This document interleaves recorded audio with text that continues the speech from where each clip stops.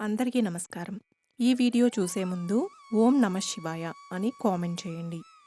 భగవంతుని పూజ ఎలా చేయాలో మన హిందూ సంప్రదాయంలో కొన్ని చెప్పబడ్డాయి. ప్రధానంగా పూజలో కొబ్బరికాయ, పూలు, పండ్లు, సుగంధ పదార్థాలు, ప్రసాదాలు ఉంచుతారు. కొందరు తమ శక్తి మేరకు పండ్లు, ప్రసాదాలు పెడుతూ పూజను చేస్తారు. కానీ ప్రతి ఒక్కరూ పూజలో తప్పక ఉపయోగించేది పూలు. అభిషేక ప్రియుడైన శివుడి పూజలో ఏ పూలను వాడాలి, ఆయా రకాల పూలను దేవుడికి పూజ చేస్తే ఏం ఫలితం లభిస్తుంది అనే విశేషాలను ఇప్పుడు తెలుసుకుందాం. నందివర్ధనం పూలతో శివుడికి పూజ చేస్తే జీవితంలో సుఖం, శాంతి, ప్రశాంతత లభిస్తుంది. పారిజాత పువ్వుని శివుడికి సమర్పిస్తే కాలసర్పదోషం నివారించబడి మనసుకు శాంతి లభిస్తుంది.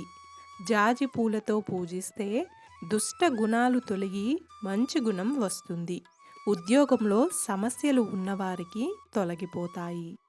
రుద్రాక్ష పువ్వును అర్పిస్తే ఎన్ని కష్టాలు వచ్చినా అంతిమ విజయం మీదే అవుతుంది. పద్మం లేదా కమలంతో పూజిస్తే సమస్త దారిద్ర నివారణ జరిగి శ్రీమంతులు అవుతారు. మల్లె పువ్వుతో పూజిస్తే అన్ని రోగాలు నయమవుతాయి, ఆరోగ్యం సిద్ధిస్తుంది. కల్హార పుష్పంతో పూజిస్తే అందరిలోనూ మీకు గుర్తింపు వచ్చి ఆకర్షణ వస్తుంది.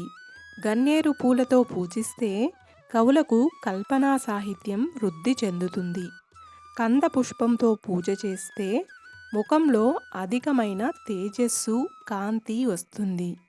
తుమ్మి పూలతో ఈశ్వరునికి పూజ చేస్తే దేవునిపై భక్తి అధికమవుతుంది. పాటలీ పుష్పంతో పూజ చేస్తే వ్యాపార వ్యవహారంలో అధిక లాభం వస్తుంది.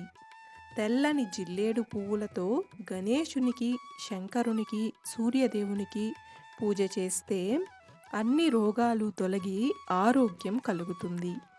ఇలా ఆయా పుష్పాలను భక్తి శ్రద్ధలతో పూజిస్తే తప్పక చెప్పిన ఫలితాలు కలుగుతాయని ఆయా పురాణాలలో పేర్కొనబడింది. చూశారు కదండి. ఈ వీడియో మీకు నచ్చినట్లయితే ఒక్క లైక్ చేసి నా ఛానల్ని సపోర్ట్ చేయండి. ఇంకా మరెన్నో ఇంట్రెస్టింగ్ వీడియోస్ కోసం నా ఛానల్ని సబ్స్క్రైబ్ చేయండి. Thanks for watching.